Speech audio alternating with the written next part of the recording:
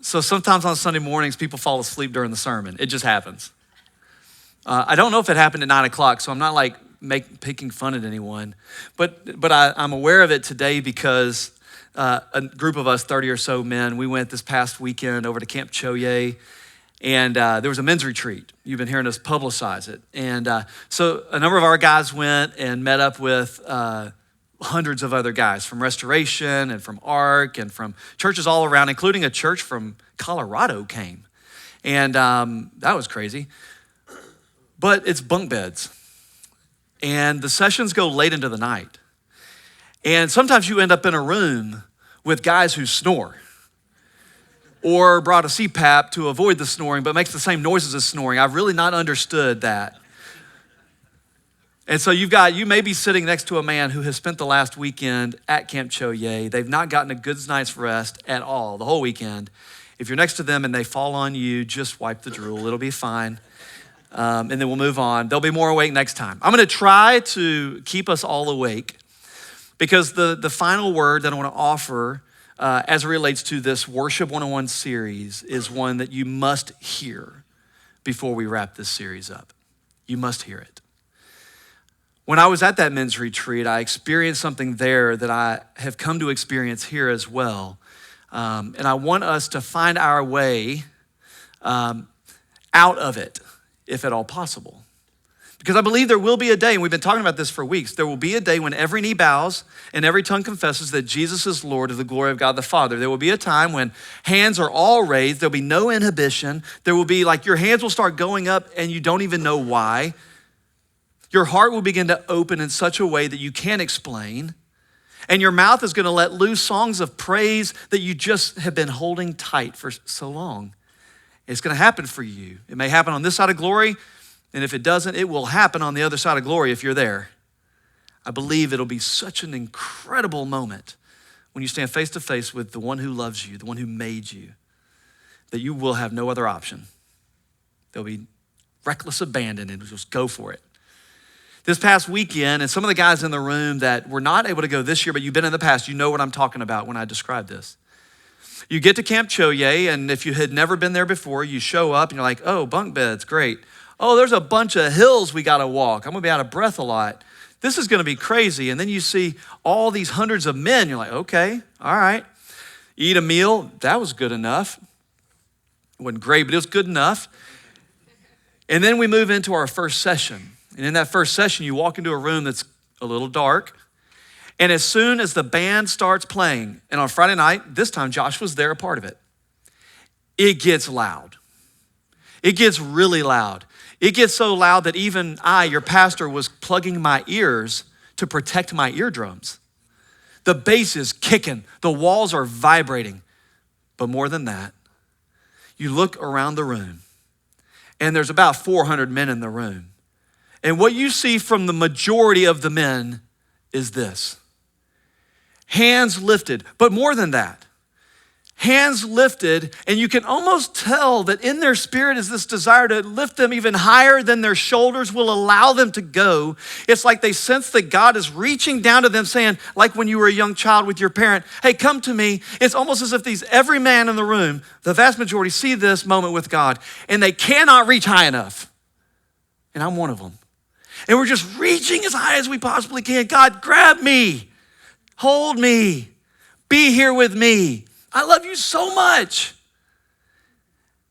And while that's happening, there's voices. And there's voices that are singing louder than they've ever sung. Part of it is to be heard over the music that's so loud. But there's this sense deep in the being of these men that I gotta sing louder. Can I have more breath so I can get more volume, so I can just confess to you, Jesus, how much I love you, how grateful I am for you, how you've redeemed me and restored me and blessed me and provided for me and all the things that you've done. I just don't have words enough to get out of my mouth. And the majority of the people in the room are doing that. They're doing that. But as you look around the room, there's another number of guys who are watching. They're not quite sure. Some of them, like I, on occasion, couldn't put their hands in the air because they were holding their ears. They didn't see the table where the earplugs were. Next service, they got the earplugs and they could do both. But there were a number of men around the room who were thinking to themselves, because they would tell me otherwise, this isn't normal for me. Singing loud, not something I do. Lift hands, not something I do. There's some suspicious people in the room. Like, why are they doing this? They just doing this to put on a show? They just doing this? There's no heart behind that. That's just something that they do. That's why I go to Church of Wood Forest and I don't go to Restoration, because I didn't want to have to do that every time we gathered. Okay? But I want to talk this morning about how that experience and my experience here in this space, where our room is a little bit like theirs, with the exception of the really loud wall vibrating music, there is still gathered in this space what was gathered in that space. People who are all in, completely awake to what God has done and is doing in their life, and others who are sleepwalking in and out of this room every single Sunday. I believe I'm going to heaven. I go to church because that's what my family always did, and it's what we do. We believe in going to church. But there's this final step of meeting with God, seeing him, hearing him, letting him hear my voice, letting him see my desperation. You know, I'd often heard it said that men don't really worship in church because it's not really all that manly. And I think, well, real men do worship. What's not very manly is being cowardice in front of the Lord and in front of your peers. That's kind of cowardly. That's not courage or manness.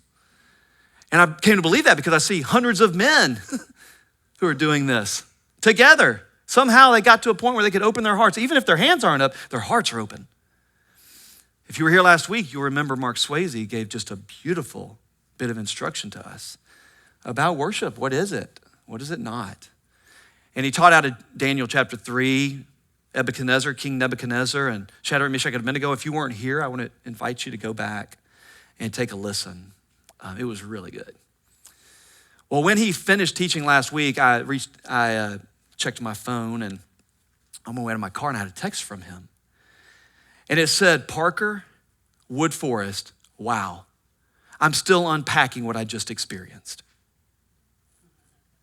Now, we were not 100% of us in the room with hands raised, yelling as loud as we could. It was not a crazy, demonstrative moment, but there was, and I agreed with him, a sense that the Spirit was here. God was in the room. God was meeting with us. And he said, Brent, I travel around all of our campuses. I go to all of the communities at the Woodlands Methodist Church. And he says, I've not found any part of our church where God was meeting with the people in the way that I sensed him meeting here last week. Now, what he knows and what I know and what Josh knows and what I'm hoping you come to know is we who help lead, we who make space on Sunday mornings, we cannot manufacture the presence of God in this room. We can't make you or make God show up. We can invite you, we can invite him, and we who carry him, we can show up with him in us. And then we can make him available to the people around us in the way that we show him and that he's in us. Our responsibility is to steward the presence of God when the presence of God comes near. You may remember a few weeks ago, I mentioned this beautiful moment that I had with a family who's been visiting our church.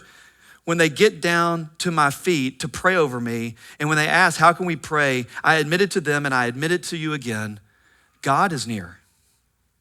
And my prayer for that family, and my prayer for you as you pray for me, is that you would join us all in praying the prayer, God, do not leave us.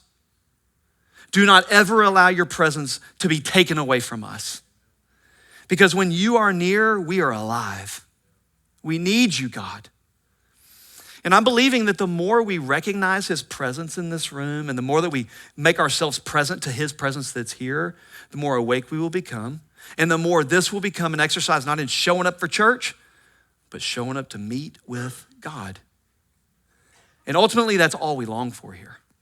That's all we want here, is to make room for you to meet with God. Some of you are gonna meet with God with your hands in your pocket, and you can meet with God with your hands in your pocket. You sure can. You can meet with God with your mouth only mouthing the words and not singing them. You can meet with God if you simply stand in the presence of these songs with your eyes closed, receiving the words and acknowledging the words back to God, never singing, never lifting a hand, just with an open heart. You remember, this is what Mark taught us last week. True worship begins in the heart and then is expressed. And all of us will express it in a different way. So hear me clearly. You do not have to raise your hands to be faithful in responding to God. But you must open your heart if you want to meet with him. Now, the good news is this, that we are not the first people to be a mixed group of folks who are abandoned to the Lord and a little bit reserved. We actually find the 12 who followed Jesus around, who had face-to-face experiences with him, acting in a similar way. Let me tell you where that happened. You may not remember this. In chapter 28 of Matthew, it's the resurrection narrative that Matthew's telling us about. So Jesus has died and he's been buried in a tomb. And then here's where we pick up. After the Sabbath, at dawn on the first day of the week, Mary Magdalene and the other Mary, they went to look at the tomb, this tomb where Jesus had been buried. There was a violent earthquake, for an angel of the Lord came down from heaven and, going to the tomb, rolled it back and sat on it. His appearance was like lightning, and his clothes were white as snow. The guards were so afraid of him that they shook, and they become like dead men. The angel said to the women, "Do not be afraid." Yeah, easy for you to say. "For I know that you are looking for Jesus who was crucified. He's not here. He has risen, just as he said he would. Come and see the place where he lay. Then go quickly and tell his disciples that he is risen from the dead and is going ahead of you into Galilee. There you will see him. Now I've told you." So the women, they hurried away from the tomb. They were afraid, yet filled with joy. That seems appropriate. And they ran to tell his disciples. And suddenly on the way, Jesus met them. "Greetings," he says. They came to him, clasped his feet, and they worshiped him. Then Jesus said to them, "Don't be afraid. Go and tell my brothers to go to Galilee. There they will see me." Risen Jesus tells the women, send them to Galilee. Tell them I'll meet them there. A few verses about the guards and the kind of lie they told their superiors so they wouldn't get in trouble for losing this body. And then it picks back up. Then the 11 disciples went to Galilee, to the mountain where Jesus had told them to go. And when they saw him, they worshiped him, but some doubted. Then Jesus came to them and said, "All authority in heaven and earth has been given to me. Therefore, go and make disciples of all the nations, baptizing them in the name of the Father and the Son and the Holy Spirit, teaching them to obey everything I've commanded you. And surely I am with you always to the very end of the age." Did you hear it? Verse 17. The risen Lord is there present. The 11 disciples show up. They're wondering, will he really arrive? The women told us to. Was this where we were supposed to meet him? We don't see him. He's dead. How is he really going to meet us here? Were the women cuckoo? But they stick around anyway. And there he comes.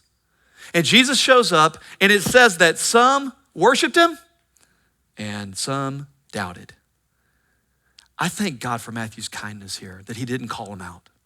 Like start naming. These were the ones that worshiped, and these were the ones who doubted. That wouldn't have been very kind. You remember week 1, we talked about worship and where does the idea come from? There was a Greek word, shakah. There was a Hebrew word. There was a Greek word, proskuneo. In this text, we hear that proskuneo again. You remember what I told you on week 1, that it was a word that meant to fall down, to bow down, to make yourself less than the one around you, the one who is holy and greater than you. Proskuneo, it says that when they saw him, they proskuneoed him. They bowed to him. They made themselves nothing. I mean, what would you do if a man you had just seen on a cross and seen taken to a tomb is now walking and talking to you, fulfilling a promise he made to you? I think you'd bow down. But what's this? But some doubted. Now, the word is translated in my NIV as doubted, but that word, distazo, it can also mean hesitated. It can also mean wavered. It can mean, I see what y'all are doing, but I'm gonna stand over here for a little bit longer just to watch. Picture you, junior high dance. You go first. Let's see how she responds to the invitation. So you've got some of these disciples, they're bowed down, they're worshiping. Others are like, maybe I'll wait just a moment. Let's just see what's gonna happen here. Now, I believe that eventually they all bowed down. But in that moment, there was a time when some worshiped and some were holding back. Sounds like my experience on Friday and Saturday at this men's retreat. Feels a little bit like my experience in this room on Sunday mornings. Some of us, our experience of God, our awareness of God, our dependency on God is so just huge. It's so great. It's so grand that the moment someone says Jesus, you start worshiping. The moment a song starts playing, you start looking for lyrics. You can't wait to sing them. You look for the first opportunity you can to get your hands in the air, to extend them to a Father who loves you, to give thanks to the one who's provided for you. You just can't help yourselves. It's like when your team scores the winning bucket, no one tells you stand and cheer, you just stand and cheer.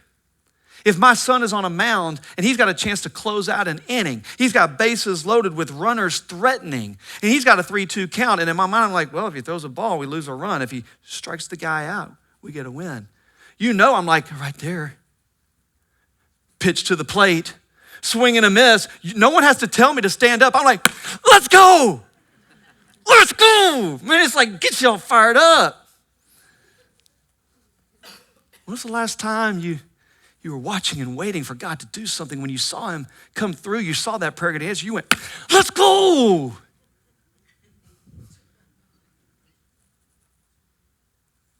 Obviously, you don't remember the last time. Or maybe you do and you just don't want to admit it.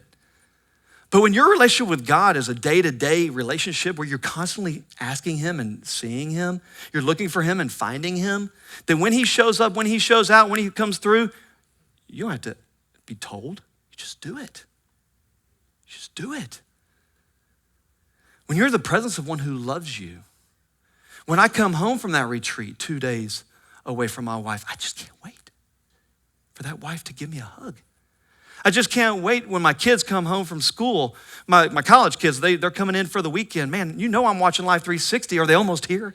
Are they almost here? I just can't wait for the door to open so I can go to them. Because I remember these days when they were little and they used to come to me. They'd wait for dad to show up. Boy, they didn't have to be told. At least I don't think Corey was telling them, go hug your daddy. But if she was, I never knew it, and so it didn't matter to me. They know who loves them. They want to be in his presence. I know who loves me. I want to be in his. So sometimes I extend my hand just simply to say, God, would you hold me? Will you hold me? Will you take my hand? Will you take me somewhere? Will you guide me? I've just been thinking about this week about, I can't tell you to worship. I can't make you. My experience isn't going to lead you to worship. The experiences I'm having of God, the closeness I feel with him, that I would leave my wife downstairs when we were on our little trip and go up to that rooftop terrace just so I could extend my hands and listen to Holy Forever. Or when I take my dog on a prayer walk. I don't think she's praying, but I am. She's sniffing. And I am too, sniffing out the Lord.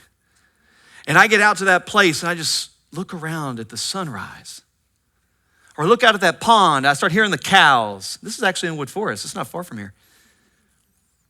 And I just feel this sense of overwhelming presence of God. I just can't help myself. I got to push play on a Christian song and oh God, you're so good. You're so good. No one's watching, and maybe that's what makes it easier. I'm not performing for anyone but him. I'm not thanking anyone but him. I'm not doing it for anyone but him. And we can keep walking in the direction of that kind of worship here in this place.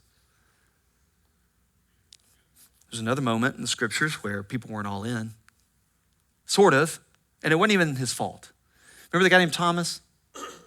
Most of us know him as Doubting Thomas, horrible nickname, completely unearned. If I'm being honest with you, I don't think he earned that nickname and he shouldn't have been given it. But in the Gospel of John, we're told this story in the 20th chapter We're told that on the evening of that first day of the week, when the disciples were together with the doors locked for fear of the Jewish leaders, that Jesus came and stood among them and he said, "Peace be with you." And after he said this, he showed them his hands and his side, and the disciples were overjoyed when they saw the Lord. Again, Jesus said, "Peace be with you, and as the Father has sent me, I am sending you." With that, he breathed on them and said, "Receive the Holy Spirit." It says, if you forgive anyone's sins, their sins are forgiven. And if you do not forgive them, they are not forgiven. Whole nother sermon about what the Spirit has given you authority to do. We'll deal with that another time. But as the story continues, now Thomas, who was also known as Didymus, he was one of the 12. He was not with the disciples when Jesus came that time. He just didn't happen to be with them. So the other disciples told him, "Hey guy, we've seen the Lord." Be like me saying, "Hey y'all, I've seen the Lord." Okay, all right, sure you did. But Thomas said to them, "Unless I see the nail marks in his hands and I put my finger where the nails were and put my hand into his side, I will not believe." A week later, his disciples were in the house again, and Thomas was with them. And though the doors were locked, Jesus came and stood among them and said, "Peace be with you." This sounds a lot like his first visit to the other disciples. Locked door, peace be with you. Then he said to Thomas, "Put your finger here. See my hands? Reach out your hand and put it into my side. Stop doubting and believe." Thomas said to him, "My Lord and my God." Am I the only one who thinks it's a little unfair for the disciples who got to see him, who got to look at his hands, who got to hear his voice, who got to be in a room with him, that they would make Thomas feel less than because he didn't happen to be in the room when they got to see Jesus? It just feels unfair. Now, maybe Jesus was unkind to say, "Stop doubting and believe." But there's something in this moment where just as much as I can't give you my experience and say he's true and he's real and you should believe him and you should put your life in his hands and you should walk around on prayer walks with your dog with your hands in the air giving thanks to God, I can't make you do that because I do that. I've seen the Lord and therefore I respond as I do. But maybe you're like Thomas and you're just waiting to experience him yourself. Like my testimony's not enough. Like my faith isn't enough for you. So what do we do when we've got a collection of people, some who have deep and abiding faith, some who have heart-to-heart relationship with Jesus, and others who have been going to church because they've been going to church because they've been going to church. And they long for, they want this kind of a relationship with Jesus, they just haven't found their way into it yet. What do we do? Well, I think that this is the challenge. For you who have experienced him, for you who have seen him, who have seen his hands, who have seen his side, who have heard his words of encouragement, of love, of forgiveness, you who have sat down in the quietness of your space, asking God to do something, to show up, and you saw him do it, and you know he did. Tell somebody. Worship in response to the way that God is dealing with you, the way that God is showing up for you, the way that God is revealing himself to you. Don't keep it to yourself. Because there's a number of us around you who are distazoing. Is that how you would do that with Greek? Around you are folks who are standing against the wall waiting. They're not quite ready. They're hesitant. They're wanting to see a little bit more before they commit. And seeing you might be what they're waiting for. You ever watch double dutch like jump rope thing? Right? One string, you don't wait as long. You just jump right on in. If you get hit with it, you get hit with it. You got two of them going like, oh, okay. I think there's a lot of us, this relationship with Jesus, this full-on worship in response to what he's been doing. I picture you like timing it out. Hey, let me tell you something. That rope won't hurt. That rope won't hurt. Just jump on in. Jump on in. Let the people who are on either side of the rope, hey, this is my first time. All right, we'll go slower. All right, jump. This is the role we play. And sometimes we don't even know we're doing it. Case in point, I have a 10-year-old. Have y'all seen him? You've probably heard him or you sat in a mess he made. He's an awesome kid. I love that kid so much. I was just looking back through some photos when I was thinking about this. You know, our kids are seeing things that we don't know they're seeing. They're paying attention when we don't know they're paying attention. So I went back and I found this video of him. It was in October of 2018, so he wasn't even 3 years old yet. And we're sitting at the dining room or the kitchen table, our little kitchenette area, playing with Legos when this happens. Before God can move again, and people need awakening, and need awakening. You know, before God can move again, and people need awakening, and need awakening. Does he know what awakening is? He has no idea what awakening is. You done it before, God, come and do it again, come and move again. What does he know about a move of God? He must have heard me singing. He must have heard and seen that I actually believe it. And that I'm crying for it. I'm begging for it in our day. That was a song that Mark Swayze wrote. And I sent it to Swayze not long after this video was taken. And of course, he was honored by it. Our kids are listening. Can I just make a quick little sidebar to say, the reason we worship as family is because I believe that I owe it to you as moms and dads who have children with you in worship to show them how to worship.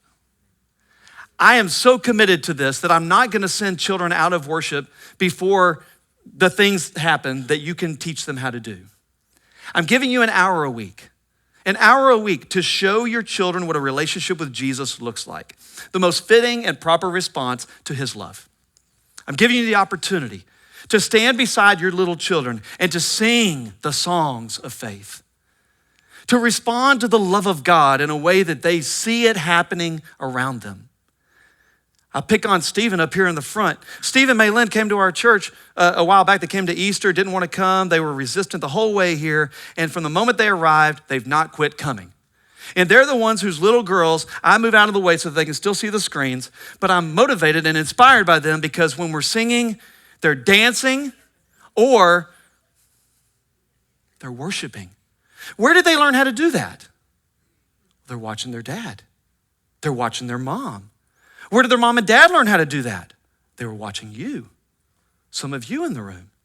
They're like, this is what devotion to God looks like. This is what gratitude for God looks like. I want to look like that. I want to do that. Friends, the Christian faith is dying in our day. It's one generation away always from complete and utter death. This faith that has formed you, this faith that has given you hope and confidence in a God who loves you, it's a generation away every time. It's on you to sing the songs of faith in front of your children. It's on you to pray the prayers of faith with your children. It's on you to come to worship and show them what an appropriate response to the love of God looks like. And they will mimic you. They will do as they see you doing. And if you have more than 2 children, that means that if we end up with 3 children and these 3 don't know what it looks like to love the Lord and you 2 die, we've got more people who don't know than did. Do you see how this math works? It's backwards. Now again, you may never lift your hands in worship. That's cool. But tell your kids how you're responding to God in worship. Let them know that when your hands are in your pocket and your eyes are closed, that you're not trying to drown out a song you don't like. That your heart is meeting with the heart of God and you're thanking him for the way he's provided for your family. When it's offering time, let your kids know why you give. Why do we give? Because God has given so much. Why did we stop and sign up to serve? Because we want to be like Jesus, who came not to be served, but to serve and to offer his life as a ransom for many. That's why we do it. Christianity, following after Jesus, it's more often caught than taught. We're doing everything we can in our children's ministry and in Bible studies and in confirmation to give head knowledge to and the reasons for and all the things. But our children are learning what it means to walk with Jesus by watching the way you walk with Jesus. And they are choosing whether to follow Jesus or not based on your decision to follow Jesus or not. This is an invitation to you to recognize that some are gonna immediately fall down in worship, others are gonna hold back and waver, hesitate just a little bit. Those who are jumping in, you're doing it not just for you, you're doing it for those who are waiting on the fringes for their turn to do it too. And if you can get off the wall, if you're right on the wall and you're like, okay, I hesitated too long, and if you can just fall in, you'll give confidence to those around you who are waiting to do the same. Here's what I've watched with my boy, that 10-year-old. That 10-year-old the other night, it was after 9 o'clock, which is bedtime. And my wife and I, we just love putting him to bed because the kid is just so compliant. He's just so ready to go to bed. And so about 9:05, which is 5 minutes after bedtime on a school night, we said, hey son, it's time for bed. He says, but I'm hungry. Mom, can you make me a plate of snacks? He likes mama to make him a charcuterie board right before bed every night. Sausage sticks, sliced apples, goldfish, all the things you're not supposed to have in your teeth when you go to bed. And so we succumb to that and we give him the food. I mean, you can't let your kid go to bed hungry, right? Bad parenting 101. Well, then he goes into the other room and he grabs his iPad. We're like, oh, no, young fella, no iPad. It's bedtime. Scarf that food down and get in bed. We got to go to bed. But I'm going to listen to Christian music.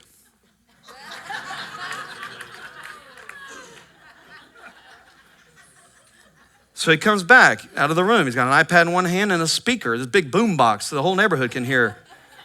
He goes walking into his room with it. And I'm a little disgusted, if I'm honest. Like, why are we letting this kid run our house? Like, what are we doing here? I'm like, honey, you got to be the tough one. She's like, you be the tough one. I'm like, hey, enjoy your food, dude. we leave the room. But just a few minutes later, I hear my favorite song. My favorite song.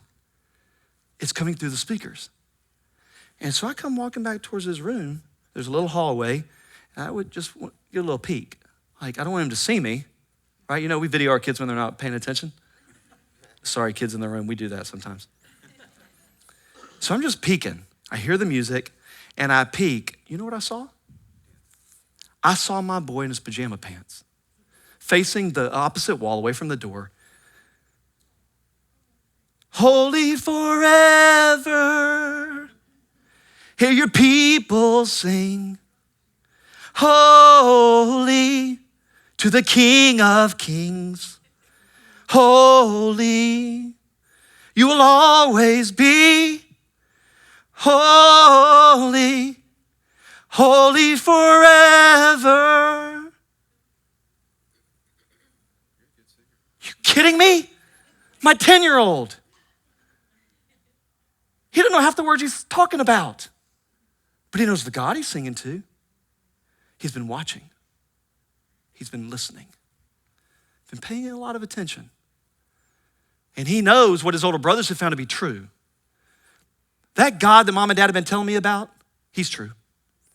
That God that mom and dad said, I love you and your daddy loves you, but you know who loves you most? God. He knows that God loves him the most. There's no doubt in his mind. He knows that if he strikes out every at bat, if he throws nothing but balls when he's on the mound, and he's a complete failure on the baseball field, he's loved by God. He knows that if he makes C's in class, he makes N's in conducts, which he doesn't. He makes better grades, but he does get N's in conduct.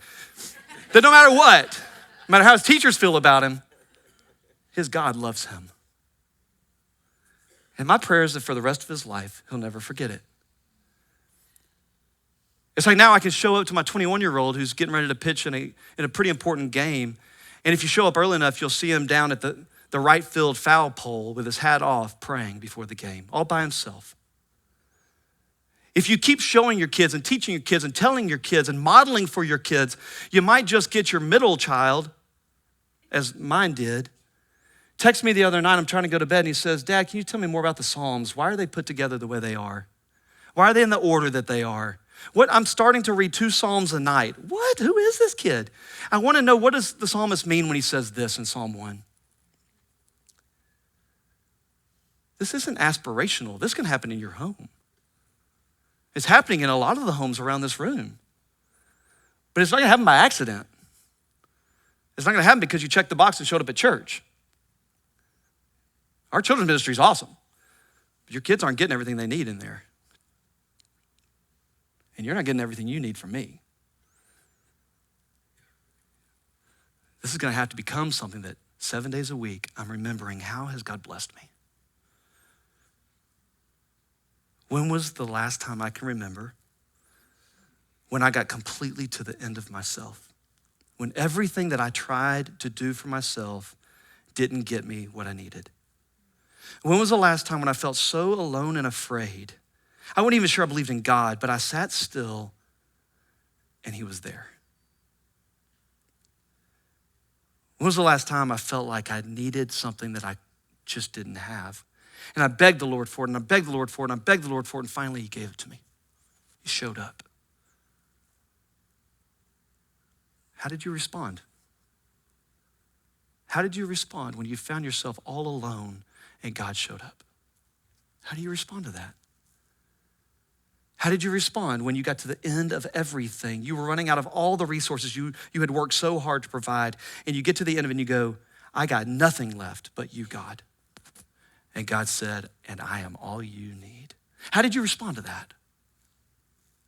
In a word, worship.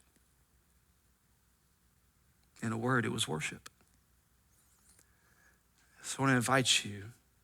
We got one song left. I'm about to pray and we're going to do it. We got one song left. We've actually already sung it. So you know the words.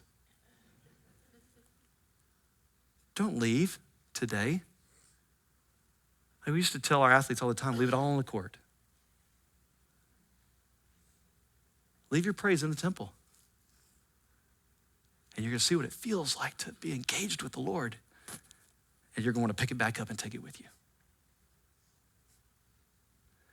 So let me pray for us as we get ready to thank the Lord. As we get ready to posture ourselves in an appropriate posture to acknowledge to the Lord, you are great. God, you are great. You are so great. Greater than words could express. You provide more than our feeble minds could ever imagine. I mean, if we were to go back over our lives, like just writing down every little thing you've done, every little thing you've provided, there's not enough paper. There's not enough trees, not enough ink. Truth is, for the most part, we just have forgotten. We've not remembered. We've gotten caught up thinking that maybe we're doing this all by ourselves, that our whole lives depending on us, and therefore we think that we've accomplished so much to take care of us. God, would you just remind us, like right now, I'm asking you, God, remind us, especially the men in the room, God, would you just remind us of how you have provided for us? Would you just remind us how you blessed us with the wife we have? It wasn't our good looks. It wasn't our job. It wasn't the way we proposed. It was you and your kindness to us. Would you remind us of that? Would you remind us, these children, that if they're a success, it's really not us, it's you? Would you remind us that we only get a little part of the formation of a young person, but this world we live in forms them out? Would you take us to a place where we give thanks? That our kids are growing up in a community that at least has a Christian culture to it? That our kids are, by and large, surrounded by people who kind of agree and believe as we do? It's kind of a safe place for our children. We thank you for that, God. Would we thank you that we don't deserve lunch today? Would we thank you that you are going to provide it for us?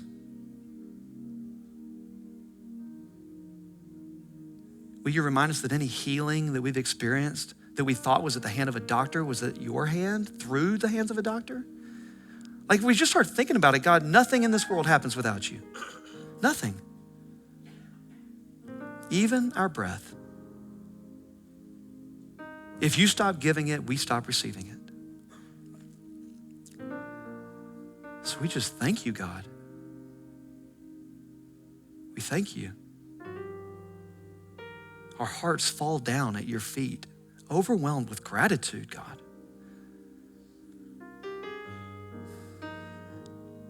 Now, in whatever way we can, with our mouths, with our hands, with our hearts, God, whatever you invite us to do, to respond to your greatness, to your goodness, your provision, your forgiveness, your redemption, all the things, whatever the appropriate response is, God, just give us courage to do it. Here we are. We're yours. Here we are. We're yours.